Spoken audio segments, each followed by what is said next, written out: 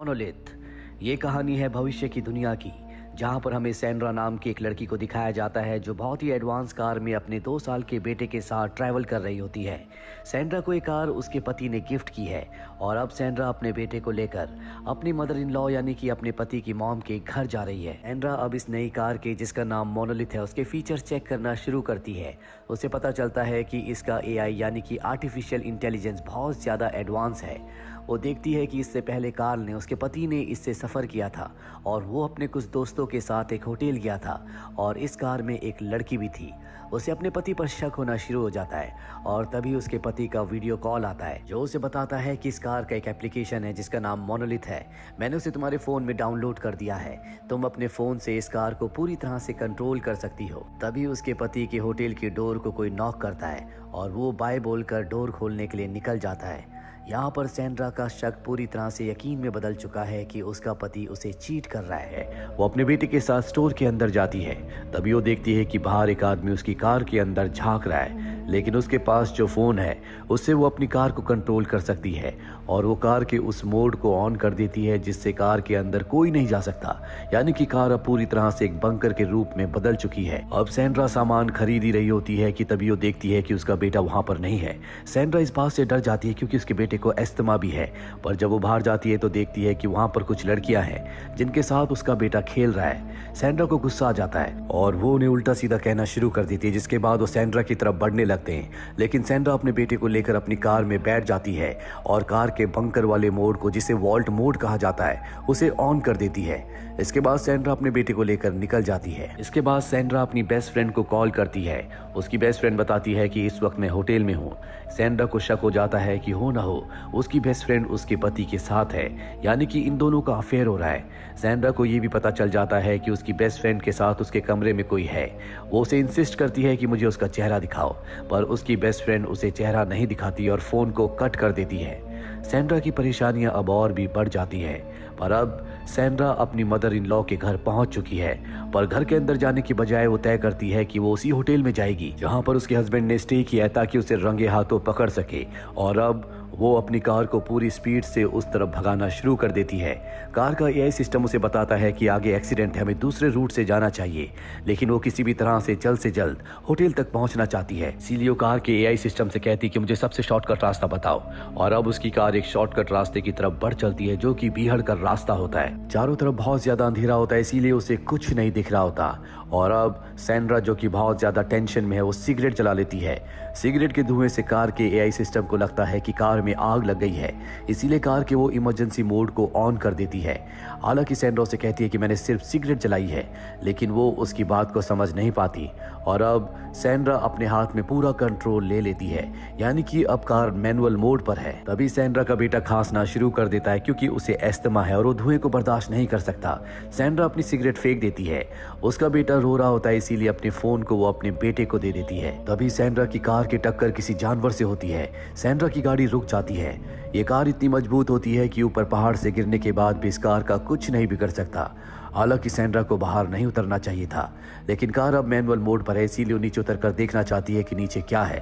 वो गाड़ी से बाहर उतरती है और देखती है कि उसकी गाड़ी के नीचे एक हिरन है। वहीं गाड़ी के अंदर जो उसका 2 साल का बेटा है, जिसके पास उसका मोबाइल है, वो उस मोबाइल में मोनोलिथ ऐप को खोल देता है और गलती से वॉल्ट मोड को ऑन कर देता है। वॉल्ट मोड को ऑन करने का मतलब है कि गाड़ी पूरी तरह से बंद हो जाएगी, जिसका मतलब ये है कि ना बाहर से कोई अंदर आ सकता है, ना ही अंदर से कोई बाहर जा सकता है। ये पूरी गाड़ी एक बंकर के रूप में बदल चुकी है। बाहर उसकी मॉम सैंड्रा है। सैंड्रा को अब कुछ समझ नहीं आता कि वो दरवाजे को कैसे खोला जाता है। सैंड्रा बाहर बहुत परेशान हो जाती है।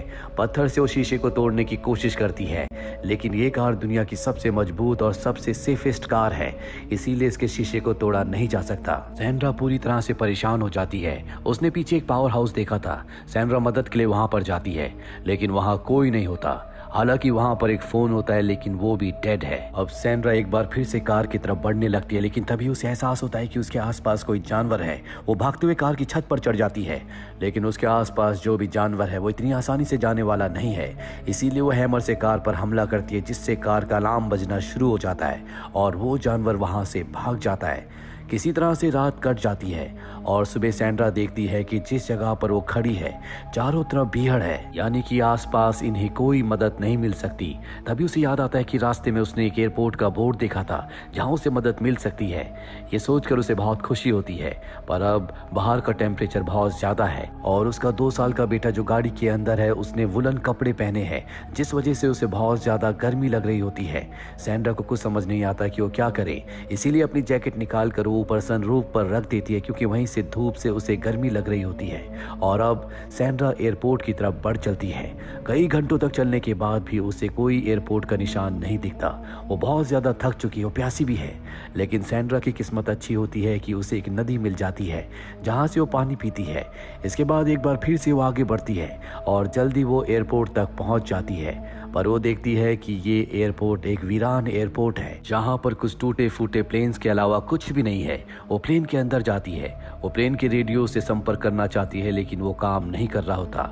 यहाँ पर उसे एक बॉटल मिलती है, वो बॉटल लेकर नीचे उतर जाती है। साथ ही वो प्लेन के 2 टायर्स भी जला देती है ताकि धुएं से कोई इनकी मदद के लिए इस जगह तक पहुंच सके। और अब सैंड्रा बॉटल लेकर नदी तक पहुंच जाती है जहां से पानी भरती है।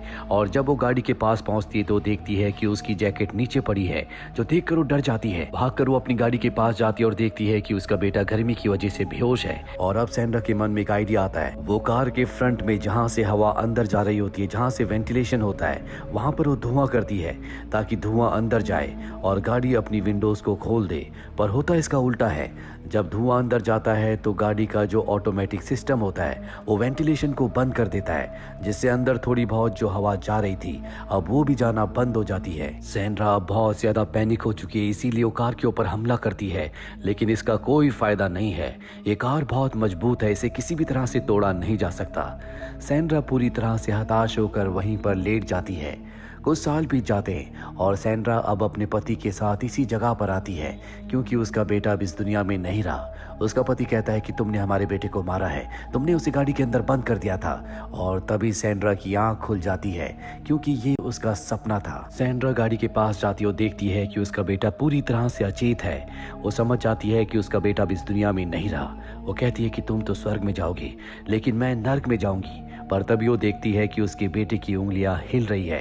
दरअसल अब भी उसका बेटा जिंदा होता है लेकिन उसकी हालत बहुत ज्यादा खराब है। तभी यहाँ पर एक कायोटी आ जाता है जो उसके ऊपर हमला करता है। उसे बचने के लिए वो गाड़ी की छत पर चली जाती है, पर छत बहुत ज्यादा गर्म होती है, इसीलिए वो गाड़ी के नीचे आ जाती है जहाँ पर कायोटी उसके ऊपर हमला करता है। पर जल्दी उसे एहसास होता है कि उसकी गाड़ी के नीचे जो हिरन फंसा हुआ है कायोटी उसके लिए आया है, इसीलिए वो उसे निकाल देती है। हिरन के निकलने के बाद गाड़ी पीछे की ओर खिसकना शुरू हो जाती है और अब सैंड्रा के दिमाग में एक आइडिया आता है, क्यों ना वो इस गाड़ी को ऊपर से नीचे फेंक दे ताकि गाड़ी के एआई सिस्टम को यकीन हो जाए कि एक्सीडेंट हुआ है, इसीलिए वो गाड़ी के दरवाजों को खोल देगी। उसने कंपनी से इस बारे में सुना था। उसे इस बात का भी यकीन होता है कि गाड़ी बहुत मजबूत है, गाड़ी को ऊपर से फेंकने के बाद भी उसके बेटे को कुछ नहीं होगा। और अब वो ऐसा ही करती है, वो गाड़ी को ऊपर से नीचे खाई में धकेल देती है। और अब जब गाड़ी हवा में होती है तो गाड़ी के एआई सिस्टम को पता चल जाता है कि गाड़ी हवा में है, जिसका मतलब ये है कि गाड़ी का एक्सीडेंट हो गया है। इसीलिए वो अपने मोशन सेंसर को एक्टिवेट कर देती है, जिस वजह से गाड़ी अपने आप ही बैलेंस होना शुरू हो जाती है और जल्दी नीचे जमीन पर गिर जाती है। चारों तरफ धूल होती है। सैंड्रा डर जाती है, वो भागते हुए नीचे आती है। वो देखती है कि गाड़ी बहुत ही सेफ तरीके से नीचे लैंड हुई है। साथ ही अब दरवाजा भी खुल चुका है क्योंकि गाड़ी को इसी तरह से डिजाइन किया गया था कि एक्सीडेंट होने पर गाड़ी के दरवाजे अपने आप ही अनलॉक हो जाएंगे। वो अपने बेटे को गाड़ी से बाहर निकालकर उसके कपड़े उतार देती है ताकि उसे ठंडक महसूस हो, लेकिन अब भी उसके बेटे की जान खतरे में है। वहीं कार अपने पूरे के पूरे एआई सिस्टम को रिबूट करती है और अब कार एक बार फिर से रिबूट होने के बाद चलने के लिए तैयार है। सैंड्रा अपने बेटे को लेकर गाड़ी में बैठ जाती है और गाड़ी को ऑफ रोडिंग मोड पर लगाती है, जिसके बाद गाड़ी के टायर उठ जाते हैं। उसके सामने एक ऊंची चट्टान है, लेकिन सैंड्रा को पता है कि ये गाड़ी दुनिया की सबसे मजबूत गाड़ी है जो हर तरह की रोड पर, पहाड़ों पर, चट्टानों पर चल सकती है। और अब वो गाड़ी की स्पीड बढ़ाना शुरू करती है। गाड़ी उस चट्टान पर बड़ी आसानी से चढ़ जाती है और जल्दी रोड पर आ जाती है। इसके बाद सैंड्रा अपने बेटे को लेकर हॉस्पिटल में आ जाती है, जहाँ पर कुछ ही देर बाद उसका बेटा पूरी तरह से नॉर्मल हो जाता है और इस तरह सैंड्रा अपने बेटे की जान बचा लेती है, जिससे वो बहुत खुश होती है। सैंड्रा को ये भी पता है कि उसका पति उसे धोखा दे रहा है। अब उसे ये तय करना है कि उसे अपने पति के साथ रहना है या नहीं। उम्मीद करते हैं कि ये कहानी, जिसका नाम मोनोलिथ है, आपको पसंद आई होगी।